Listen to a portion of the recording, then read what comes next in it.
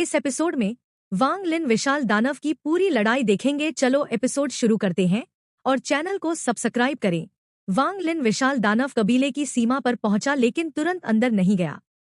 उसने पहले वहां एक गुफा बनाई और एक विशेष संरचना बनाई जो एक प्रकाश स्तंभ बीकन की तरह काम करती थी। इसका उद्देश्य यह था कि अगर उसे कहीं टेलीपोर्ट कर दिया जाए तो वह इस बीकन की मदद से वापस आ सके। यह संरचना डुतियान द्वारा दी गई जेड से बनी थी, जिसे वांग लिन ने और भी जटिल बना दिया था। इस संरचना को पूरा करने में उसे 3 महीने लगे और उसने इसकी सुरक्षा के लिए कई प्रतिबंध भी लगाए। जब सब तैयार हो गया तो वांग लिन अचानक विशाल दानव कबीले के केंद्र में प्रकट हो गया। उसने अपनी दिव्य भावना से पूरे क्षेत्र में संदेश फैलाया और कबीले के पूर्वज को बाहर आने को कहा। यह सुनते ही कई कबीले सदस्य चौंक गए और उसकी ओर देखने लगे। वहीं चीहू ने एक आह भरी और महल से गायब हो गया। वांग लिन ने संदेश भेजने के बाद शांति से खड़ा रहा। तभी चारों ओर से अनेक लोग एकत्रित हुए और उसे देखना शुरू किया। फिर एक बुजुर्ग हवा में प्रकट हुआ और सभी ने उसके लिए रास्ता बना दिया। वह वांग लिन से 100 फीट दूर रुका और पूछा, तुम कौन हो? वांग लिन ने गंभीरता से जवाब दिया, सेंग न्यू। यह सुनते ही माहौल सन्न हो गया और सभी में भय भर गया। सब समझ गए कि यह वही सेंग न्यू है जिसने रेड बटरफ्लाई को हराया, ली युआनफेंग को मारा और जू यू को रैंक 3 राष्ट्र बनाया। बुजुर्ग व्यक्ति ने पूछा कि वह उनके पूर्वज को क्यों ढूंढ रहा है, तो वांग लिन ने ठंडे स्वर में उत्तर दिया, मार डालो। बुजुर्ग ने क्रोध में कहा कि उनका विशाल दानव कबीला जू यू नहीं है जिसे कोई भी मार दे, और फिर उसने एक काला टोकन निकालकर आदेश दिया कि सभी सदस्य सेंग न्यू को मारें। जैसे ही आदेश दिया गया, 100 से अधिक सदस्य विशालकाय रूप में बदल गए और युद्ध के लिए तैयार हो गए। उनके शरीर से निकलती आभा विनाशकारी थी। वांग लिन पर विशालकाय दानव कबीले ने अचानक हमला कर दिया। एक बुजुर्ग ने दहाड़ मारकर 100 फीट लंबा आकार ले लिया और वांग लिन पर कुल्हाड़ी फेंकी। कबीले के सभी सदस्य मार डालो चिल्लाते हुए हमला करने लगे। यह कबीला हमेशा समूह में हमला करता है और बातचीत नहीं करता। हालांकि वांग लिन इससे नहीं डरा क्योंकि उसके अंदर बहुत गहरी हत्या की मंशा थी। वह जानना चाहता था कि इस कबीले का पूर्वज कहाँ छिपा है, और जब उसे कोई सुराग नहीं मिला तो उसने अपना डोमेन सक्रिय कर दिया। आकाश काला हो गया और एक प्राचीन देवता की आकृति जीवन और मृत्यु की पुस्तक के साथ प्रकट हुई। वांग लिन ने सील कहकर ग्रे गैस को छोड़ा जो दुश्मनों के शरीर में समा गई। बूढ़ा आदमी फिर भी पीछे नहीं हटा, लेकिन वांग लिन के एक मुक्के से वह गंभीर रूप से घायल हो गया। तभी एक दर्द भरी आवाज आई जिसने वांग लिन को रोक दिया। यह चीहू की आवाज थी, जिसे देखकर वांग लिन का क्रोध कुछ शांत हुआ।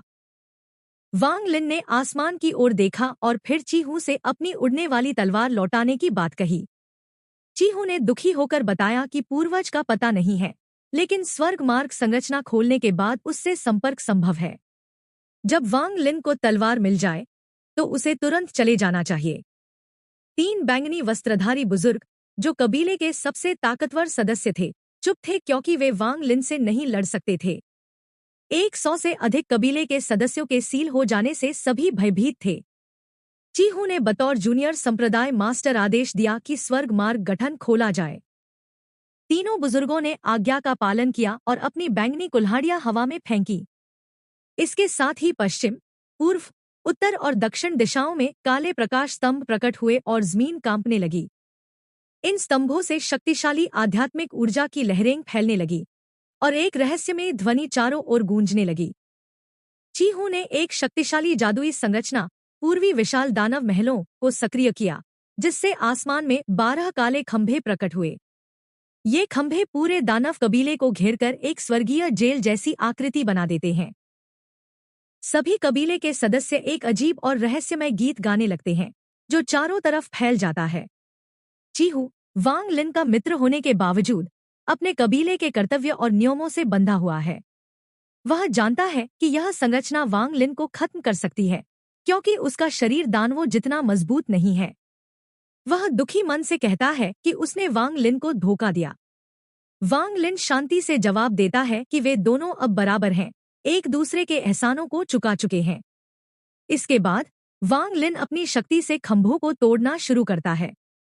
पहले खंभे को तोड़ते हुए उसकी मुट्ठी से खून निकलता है, फिर वह दूसरे खंभे को भी तोड़ देता है। अब उसकी आंखों में आत्मविश्वास और युद्ध की ज्वाला है। वह किसी भी हालत में हार मानने को तैयार नहीं। वांग लिन क्रोधित और उग्र रूप में खंभों को तोड़ते हुए आगे बढ़ता है। हर बार खंभा तोड़ने पर उसका खून बहता है जिसे वह चाटता है। उसके शरीर पर घाव हैं और माथे पर 3 घूमते हुए तारे हैं। वह 8वां खंभा तोड़ देता है, जिससे विशाल दानव कबीले के लोग चकित हो जाते हैं, क्योंकि पूर्वज को छोड़कर कोई ऐसा नहीं कर सकता। फिर वह एक साथ 3 और खंभे तोड़ता है और आखिर में उसका शरीर विशाल होकर अंतिम खंभे को अपनी छाती से तोड़ता है। वह अब 3 सितारा प्राचीन देवता के रूप में प्रकट होता है। उसकी शक्ति इतनी अधिक है कि वह विशाल दानव कबीले पर अपनी शर्तें थोपता है। अब कोई भी साधक बिना उसकी अनुमति के उच्च स्तर तक नहीं जा सकेगा। वांग लिन अब अपनी ताकत को नहीं छिपा रहा, क्योंकि वह किसी का मोहरा नहीं बनना चाहता। वह दिखाना चाहता है कि जो उसे छेड़ेगा वह खून से लथपथ हो जाएगा। सुजाकू देश में उसे साजिश की बू आई और लियू मेई की उपस्थिति ने उसके शक को पक्का कर दिया। अब वह सुजाकू को छोड़ने और तियान यून ग्रह जाने की योजना बना चुका है। वह 1 बिलियन आत्माओं वाला ध्वज लेने के बाद वहां से जाना चाहता है। जैसे ही वह पूर्वज को बुलाता है, कोई विरोध नहीं करता। केवल पूर्वज ही अब उसका सामना कर सकता है। इस दौरान एक रहस्यमयी सुंदर महिला दूर खड़ी होकर वांग लिन की असली शक्ति देखकर हैरान होती है और बुदबुदाती है कि गुरु ने वांग लिन को कम आंका था। विशालकाय दानव कबीले के उत्तरी भाग में एक साधक गुफा में साधना कर रहा है। वह वांग लिन से ईर्ष्या करता है और सोचता है कि जल्द ही वह उस पर कब्जा कर लेगा और उसे मार डालेगा। तभी उसके बैग से वांग लिन से चुराई गई दिव्य तलवार बाहर निकलती है, जिससे एक काली गैस निकलकर जू लिगुओ का रूप लेती है। जू लिगुओ वांग लिन से बदला लेना चाहता है और अपने मास्टर पूर्वज से बाहर जाकर लड़ने की अनुमति मांगता है। पूर्वज उसे इंतजार करने को कहते हैं। जू लिगुओ अपने मास्टर को खुश करने की कोशिश करता है और वांग लिन के प्रति अपनी नफरत के पीछे के कारण बताता है, जैसे कि वांग लिन ने उसका शोषण किया, गाली दी और कोई लाभ नहीं दिया। वह अंत में अपने मास्टर से पुरस्कार स्वरूप कुछ महिलाओं की मांग भी करता है। विशाल दानव कबीले का पूर्वज वांग लिन को मारने की योजना बना रहा है ताकि वह फेंग लुआन की आत्मा को बुलाकर जू लिगुओ को उससे मिला सके। जू लिगुओ एक तलवार आत्मा है जो लालच से भरा है और फेंग लुआन की आत्मा से मोहित है। पूर्वज इसका फायदा उठाकर उसे नियंत्रित कर रहा है। फेंग लुआन की आत्मा एक खजाने की आत्मा है जो बेहद सुंदर और आकर्षक है। पहले मिलने पर वह पूर्वज को मोहित कर चुकी थी, लेकिन उसकी क्षतिग्रस्त स्थिति के कारण वह बच पाया। उधर वांग लिन विशालकाय दानव कबीले के ऊपर मंडरा रहा है और पूर्वज की उपस्थिति का पता लगाने की कोशिश करता है। जब उसे वह नहीं दिखाई देता तो वह कबीले के एक रहस्यमय पर्वत की ओर आकर्षित होता है। अचानक उसे उत्तर दिशा से जू लिगुओ की उपस्थिति का आभास होता है। वह 3 सितारा प्राचीन देवता के शरीर के साथ तेजी से उत्तर की ओर बढ़ता है। वांग लिन ने चेहरे पर व्यंग्य के साथ जोरदार दहाड़ लगाई और जमीन पर मुक्का मारा, जिससे धरती हिल गई और एक बड़ी दरार पड़ गई। उसने विशाल दानव कबीले के पूर्वज को बाहर आने के लिए चुनौती दी। भूमि के अंदर से एक हरे रंग की अधेड़ उम्र की आकृति निकली, जिसने वांग लिन से लड़ने की बात कही। दोनों के बीच भयंकर मुकाबला हुआ। विशाल दानव कबीले के पूर्वज की ताकत बहुत ज्यादा थी, लेकिन वांग लिन ने अपनी मूल आत्मा की शक्ति से उसके आक्रमण को नष्ट कर दिया। उन्होंने शरीर शोधन की रहस्यमय तकनीक का सामना किया, लेकिन वांग लिन ने फिर भी उसे चुनौती दी।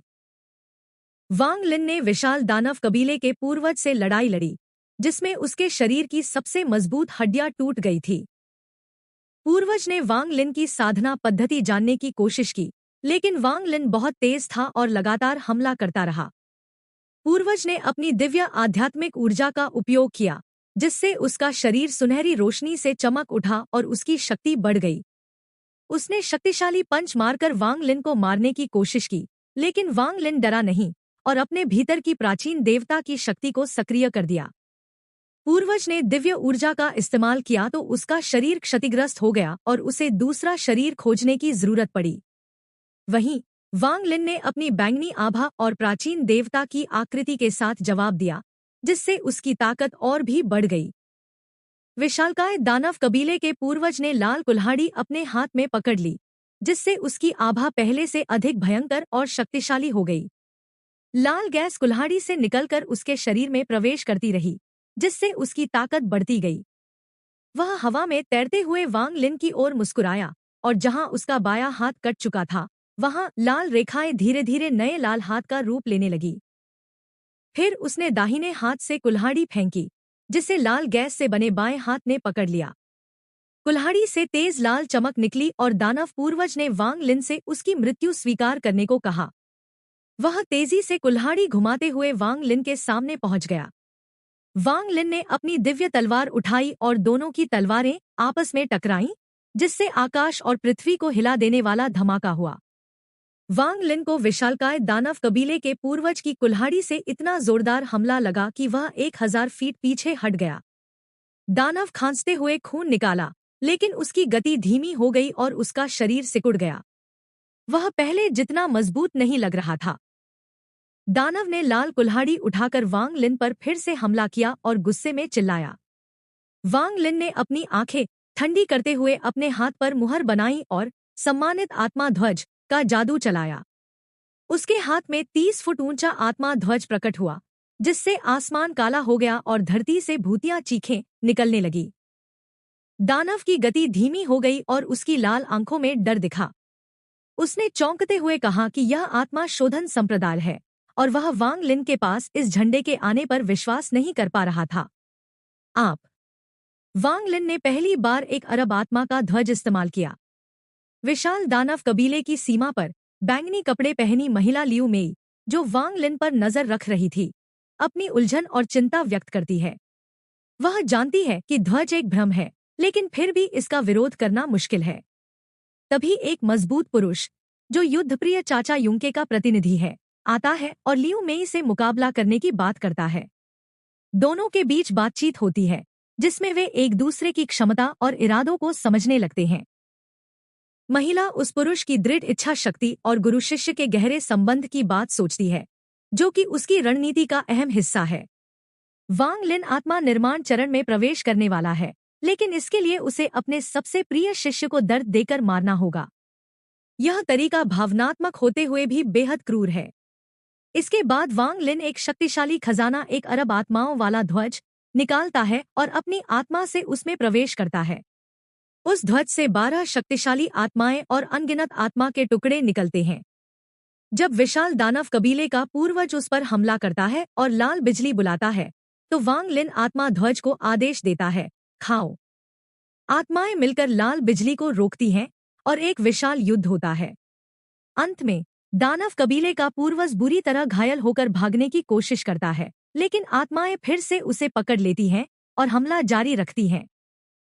इसके साथ ही यह एपिसोड समाप्त होता है और आपको बता दूं, आप सीटू नान कैसे जिंदा होता है और हेवन मैसेंजर ली मुवान को लेने आएगा तब क्या होगा, यह सब एपिसोड देखना चाहते हैं तो उसकी लिंक डिस्क्रिप्शन में मिल जाएगा और चैनल को सब्सक्राइब करना ना भूले।